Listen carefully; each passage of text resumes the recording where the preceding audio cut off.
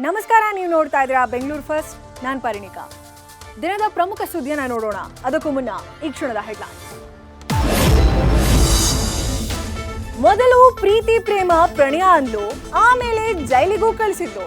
ದೌರ್ಜನ್ಯ ಮಾಡಿದ್ದಾನೆ ಅಂತ ಆಕೆ, ಗಂಡ ಹೆಂಡತಿ ಸೇರಿ ಹನಿ ಟ್ರ್ಯಾಪ್ ಮಾಡ್ತಿದ್ದಾರೆ ಅಂತಿದ್ದಾನೆ ಈತ.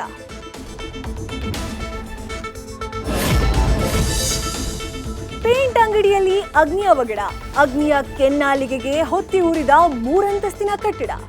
ಶಾರ್ಟ್ ಸರ್ಕ್ಯೂಟ್ನಿಂದ ಬೀದಿಗೆ ಬಿತ್ತು 2-3 ಸಂಸಾರ. ಹೆಬ್ಬಾಳ ಟ್ರಾಫಿಕ್ ಕಡಿವಾಣ ಹಾಕೋಕೆ ಪ್ಲಾನ್.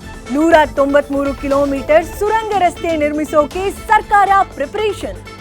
ಅಲ್ಟಿನೋ ಕನ್ಸಲ್ಟಿಂಗ್ ಇಂಜಿನಿಯರಿಂಗ್ ಕಂಪನಿಗೆ ಕೊಟ್ಟಾಯ್ತು ಟೆಂಡರ್. ರಸ್ತೆಯಲ್ಲಿ ಬೈಕ್ ಸವಾರರಿಗೆ ಯಮನಾದ ಜಲ್ಲಿಕಲ್ಲು. ರೋಡ್ ಚೆನ್ನಾಗಿದ್ರೂ ಬಿದ್ದು ಮುರಿದೋಗ್ತಾ ಇದೆ ಜನರ ಕೈಕಾಲು. ಸಾಮಗ್ರಿ ಸಾಗಾಣಿಕೆ ವಾಹನಗಳ ಎಡವಟ್ಟಿನಿಂದ ಭಾರೀ ಅವಾಂತರ.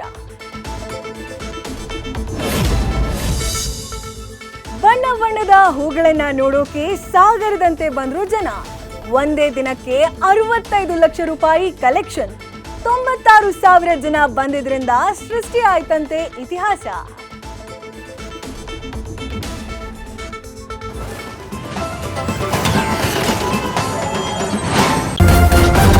ನ್ಯೂಸ್ ಫಸ್ಟ್, ನಿರ್ಭೀತಿಯಿಂದ ನಿಮ್ಮ ಪರವಾಗಿ.